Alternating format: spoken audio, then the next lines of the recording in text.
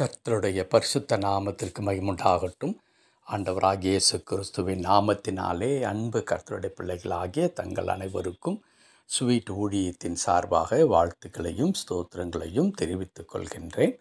யோவான் எழுதின நற்செய்தி நூல் 1ஆம் அதிகாரம் 9வது வசனம். யோவான் 1ஆம் அதிகாரம் வசனம் 9. உலகத்திலே வந்து எந்த மனுஷரையும் பிரகாசிப்பிக்கிற ஒளியே அந்த மெய்யான ஒளி. உலகத்திலே வந்து எந்த மனுஷனையும் பிரகாசிப்பிக்கிற ஒளியே அந்த மெய்யான ஒளி. அன்பு கடவுளுடைய பிள்ளைகளே, ஆண்டவராகிய இயேசு கிறிஸ்து இந்த உலகத்தில் பிறக்கும் பொழுது மானிடர்களாகிய நமக்கு அவர் ஒளியாக வந்தார். ஆண்டவராகிய இயேசு கிறிஸ்துவை தன் சொந்த இரட்சகராக நம்முடைய வாழ்க்கையில் ஏற்றுக்கொண்டு அவருடைய திருக்கரத்தில் நம்மை அர்ப்பணிக்கும் பொழுது அந்த மாபெரும் மாற்றத்தை நம்முடைய வாழ்வின் அனுபவமாக நாம் ருசித்து பார்க்க முடியும். எந்த மனுஷனையும் பிரகாசிப்பிக்கிற ஒளி என்று எழுதப்பட்டிருக்கிறது. எந்த மனுஷனையும் ஒரே ஒரு தகுதி தான் வேண்டும். அது என்ன தகுதி? அவன் மனுஷனாக இருக்க வேண்டும். அது எந்த மதத்திலே இருந்து வந்தாலும், அல்லது எந்த நாட்டிலிருந்து வந்தாலும், எந்த பின்புலத்தில் இருந்து வந்தாலும் அது பெரிய காரியம் அல்லவே அல்ல. ஒரு மனிதன், தனி ஒரு மனிதனாக இயேசு கிறிஸ்து எனக்காக இந்த உலகத்தில் வந்தார், என்னை மீட்டெடுக்கும்படியாய் தம்முடைய ஜீவனை கொடுத்தார் என்று யாரெல்லாம் விசுவாசித்து அவரை தன் வாழ்க்கையின் இரட்சகராக ஏற்றுக்கொண்டு அவருடைய திருக்கரத்தில் வாழ்க்கையை அர்ப்பணித்து, ஆண்டவரே நீர் என்னை நடத்தும், நீர் என் மெய்ப்பனாயிரும், என் வழிகாட்டியாக இரும், என்னை கரம் பிடித்து நடத்தும் என்று அர்ப்பணிக்கும் பொழுது அந்த தனி மனிதனுடைய வாழ்க்கை எப்படிப்பட்டதான நிலையில் இருந்திருந்தாலும் அவன் வாழ்க்கை உயர ஆரம்பிக்கும், ஆசீர்வதிக்கப்படும். அவருடைய சந்ததி மேலும் மேலும் இந்த சமுதாயத்தில் எல்லா விதத்திலும் உயர்த்தப்பட்டவர்களாக இருப்பார்கள் என்பதை நாம் நிச்சயமாக இன்றைக்கும் நாம் அதை பார்த்திருக்க முடியும். ஒருவேளை இன்றைக்கு எல்லா விதத்திலும் ஆசீர்வதிக்கப்பட்ட ஒரு கிறிஸ்தவ குடும்பம், நாங்கள் பல தலைமுறைகளாக நாங்கள் கிறிஸ்தவர்கள் என்று சொல்லுகிற குடும்பத்தினுடைய ஒரு 3 அவர்களுடைய மூதாதையர்களை நீங்கள் நினைத்து பாருங்களேன். அவருடைய பெற்றோர், அவர் தம் பெற்றோர் என்று நினைத்து பாருங்கள். அவர்கள் ஏதோ ஒரு கிராமத்தில் படிப்பறிவில்லாத மக்களாக ஒரு சாதாரண குடும்பத்தில் இருந்திருப்பார்கள். ஒரு மிஷினரின் மூலமாக ஆண்டவராகிய இயேசு கிறிஸ்துவின் அன்பை தெரிந்திருப்பார்கள்.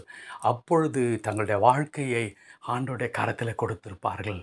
அதற்கு பிறகு அவருடைய வாழ்க்கையில் ஏற்பட்டதான மாற்றங்களும் அவர் வாழ்க்கையில் ஏற்பட்ட முன்னேற்றங்களின் அடையாளம்தான் இன்றைக்கு ஓங்கி வளர்ந்தவர்களாக இருக்கின்ற அந்த தனி கிறிஸ்தவ குடும்பமாக இருக்கும்.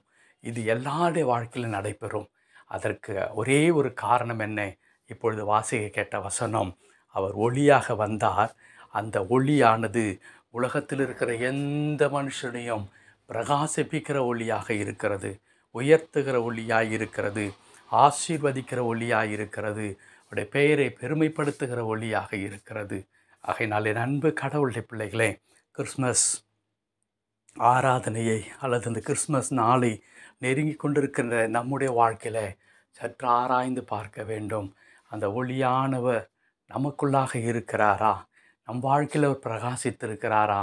அப்படி நம் வாழ்க்கையில் அவர் பிரகாசித்திருப்பாரானால் நிச்சயமாக நாம் எல்லா விதத்திலும் ஆசீர்வதிக்கப்பட்டிருப்போம்.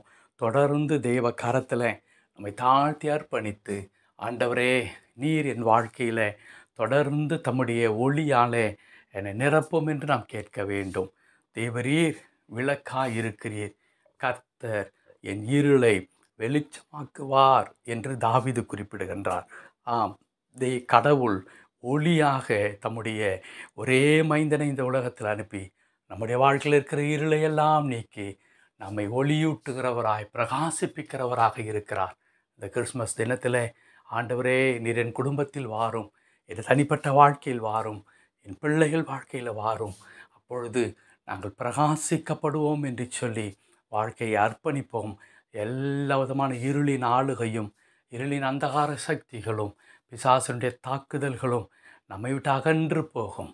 ஒளி உள்ளே வரும் பொழுது இருளானது விலகி ஓடி போவதைப் போல இயேசு கிறிஸ்து நம்முடைய வாழ்க்கையில் வரும் பொழுது எல்லா சாபக்கட்டுகள் நீங்கும், எல்லா தடைகள் நீங்கும். நம்முடைய வாழ்க்கை எல்லா விதத்திலும் பிரகாசிக்கப்படும். ஒப்புடுப்போம், ஜெபிப்போம். கர்த்தர் பெரிய காரியங்களை செய்வார். ஜெபிக்கலாமா? அன்பு நிறைந்த ஆண்டவரே, உம்மை துதிக்கிறோம், உமக்கு நன்றி செலுத்துகிறோம். என் தேவன் எங்களை பிரகாசிப்பிக்கின்ற ஆண்டவராய் இந்த உலகத்தில் வந்தமைக்காக உமக்கு நன்றி செலுத்துகிறோம்.